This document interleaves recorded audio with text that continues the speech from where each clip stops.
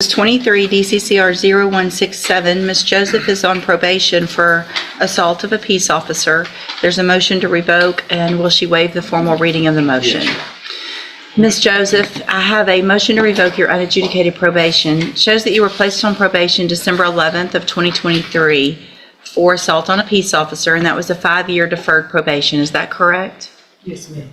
It alleges that you violated your probation. Count 1 alleges that you were arrested for the offense of driving while intoxicated with a child under 15, June 21st of 2025. And is that true or not true? Yes, ma'am. True or not true? True. Thank you. Count 2 and count 3 both allege that same offense, same date, different children. And again, are those true or not true? True. Count 4 alleges that you were arrested for the offense of resisting arrest or search or transportation June 21st of 2025 in Orange County. And is that true or not true? True. Count 5 alleges that you failed to remain in Jefferson County, Texas as directed, and that you were in Orange County, Texas on June 21st of 2025. And is that true or not true? True. Count 6 alleges that you were at a location other than your residence at approximately 10:17 p.m. on June 21st of 2025. And is that true or not true? True. Count 7 alleges that you failed to abstain from the use of any and all intoxicating substances, including alcohol, and that you were arrested for driving while intoxicated June 21st of 2025. And is that true or not true? True. And then count 8 alleges that you are behind in your court-assessed fees as of July 17th of 2025 in the amount of $1,825. And is that true or not true? True. Did you enter your pleas of true to counts 1 through 8 freely and voluntarily? Yes. And did you plead true to those counts because they're all actually true? True. All right. Yes. So I'm going to find that you entered your pleas of true to counts 1 through 8 freely and voluntarily. Find those counts true. Find sufficient evidence to find you guilty and revoke your probation. However, it's my understanding that you've reached an agreement with the District Attorney's Office. Mr. Nichols? Your Honor, our intent is to have her do 120 days, day for day, in the jail as a sanction, understanding that this is a rare opportunity. We're awaiting the resolution of her Orange County cases, that she would be on, no tolerance from this point on, and have to deal with Orange County however they see fit. And Your Honor, she has been going ever since she got out of jail on her own without any suggestion from me. She's been going to outpatient treatment 3 times a week, and she's got a job, and so even just going to follow. She did that out without talking to me. Just called me and said, "Hey, I'm getting some help." So. All right. So it's your understanding that you'll go into custody, do 120 days, that you'll still be on probation, ordered to follow all the rules and conditions, including any others that I think are appropriate. Is that your understanding? Yes, ma'am. Then at this time, based on that, this is an excellent opportunity, Ms. Joseph, because the offense that you're on probation for, with a violation like this, you could go to prison for 2 to 20 years. So I want you to take advantage of this opportunity that you're being given today, because if you don't and you're back in here on any violations, it will likely not go this way. You understand? Yes, ma'am. So I'm going to, again, find counts 1 through 8 true. I'm not going to revoke your probation. I'm going to continue you on probation. I am going to extend your probation by 1 year. I'm going to order the 120 days as a condition, day for day, as a sanction for these violations. I'm also going to order that you're on 0 tolerance. So when you get out of the 120 days, you have to do everything right. You need to make some payments. You're getting behind on those. Follow all of the rules and conditions. I am going to order, since you're going to treatment, it obviously appears that there's an issue. So I'm going to order when you're out that you also enter and successfully complete the JCDI program. It's an outpatient treatment program. You'll be able to continue treatment, and hopefully you won't end up in a position like this. Do you understand? Yes, ma'am. All right, then good luck to you, ma'am. You can go with the bailiff. Thank you, Your Honor. Thank you. Thank you. All right, so Mr. Spites tested positive for THC, and so obviously sometime within the last 30 days or so, he's used marijuana, because typically that's how long, which means that he used marijuana after he pled guilty on a felony. He pled to an enhanced second degree. I've got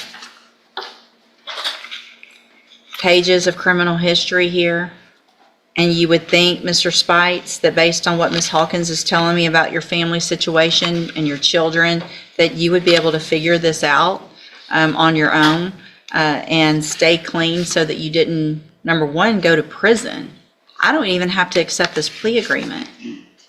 I mean, you've got 3 prior convictions, a state jail felony from 2019, from 2019, credit debit card abuse from 2021, and then an unlawful possession of a firearm in 22.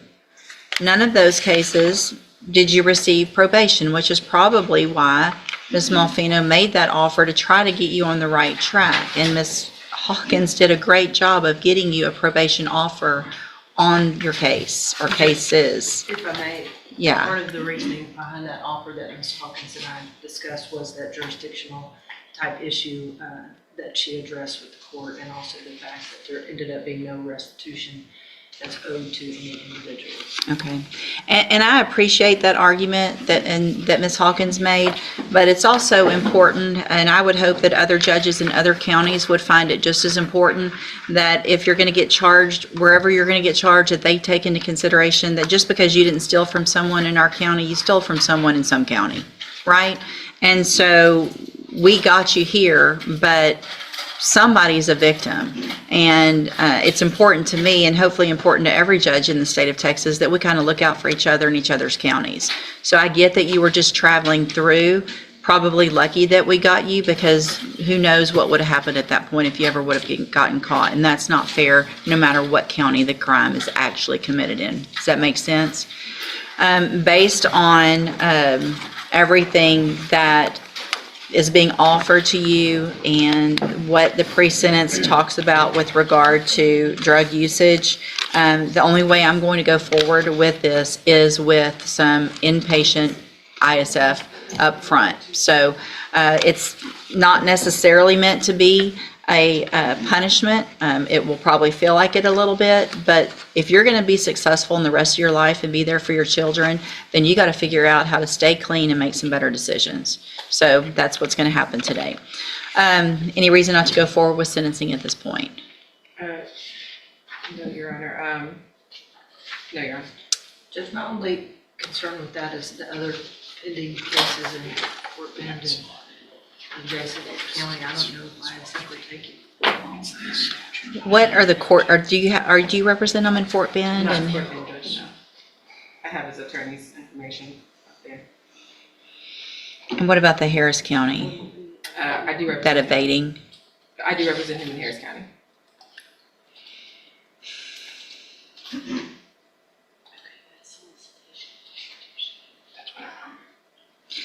I just don't, I'm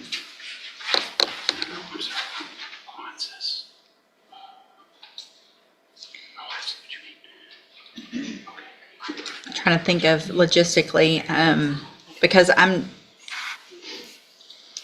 one thing that I can do, I'm just not inclined to let Mr. Spites walk out today on a probation when he tests positive with this kind of history and with technically 4 felony cases pending in 3 different counties. So, I have to ask Judge, my next question was going to be, is there typically a report date that could be given for ISF for the attorneys No. of for it? no. And so what I'm going to do is I'm going to order it. And then once he's in custody, if you'll let obviously Harris County know that he is in custody. And if they will put a hold on him and come get him, I'll release the ISF hold while he goes and takes care of with that. Same thing with Fort Bend. But then if those are going to be probations or whatever happens, we'll put our hold back on once he's gone. So that when he finishes those counties, we've still got him for ISF. Sometimes what happens if that process takes a really lengthy time, then potentially if I feel like it's a good enough time, then I can hold that at abeyance at that point and require something like JCDI, which is outpatient. But based on the positive drug screen today and based on this criminal history and what all's pending, he's not walking out of here today. So we'll do it that way. If you'll get with his attorney in Fort Bend County, the sooner they get something set and get a hold on him, the better. Okay, that way he can get transferred, get those cases taken care of. And I'll reach out to those DA offices, judges. Perfect. Maybe with the court's order, they would be willing to negotiate their Something cases. quickly. Yes. So, Mr. Spites, I'm going to find that you previously entered your plea of guilty freely and voluntarily. Find sufficient evidence to find you guilty. I'm going to follow the agreement that you made with your attorney and defer all proceedings and place you on probation for 5 years. You're ordered to pay a $500 fine. There is no restitution.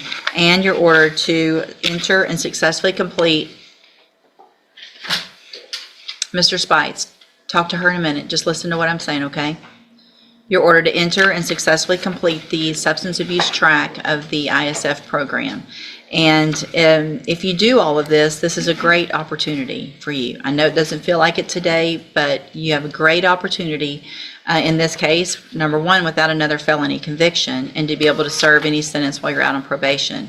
I want you to make sure you understand, though, what the consequences could be if you violate this probation. So if you choose to smoke marijuana again or not show up for an appointments or whatever it is, then you're looking at not just a sentence of the theft of property, which is the 3rd-degree felony. You pled to an enhancement, which means if you violate, you could be found guilty and sentenced to prison for anywhere between 2 years and up to 20 years. So I'm trying to keep that from happening and give you some tools so you can be successful. I'm handing you the trial court certification that shows this was an agreement. I followed it, and so you've waived your right to appeal. You can back with the bailiff. Ms. Hawkins can visit with you back there, okay? Can I ask you a question? Yes, sir. Okay. The fact that, all right, y'all taking me in, that means like I can't get out from here. How can I get out so I can be able to handle Fort Bend? We're going to let them know that you're in custody, and they'll come transfer you over there from our custody. Okay, so that's what I'm saying. That's what I'm trying to understand. Okay, if I'm on bond with them, like how would that work? Ms. Hawkins can explain it to you, okay? All right, you can go back with the bailiff. Thank you, Ms. Hawkins. Ms. Spies entered court expecting probation, but a positive drug test changed the conversation concerned by his criminal history, pending felony cases, and recent marijuana use. The judge ordered him into a substance abuse treatment program before he could begin probation. While the plea agreement remained intact, the court made it clear that another mistake could expose him to a prison sentence of 2 to 20.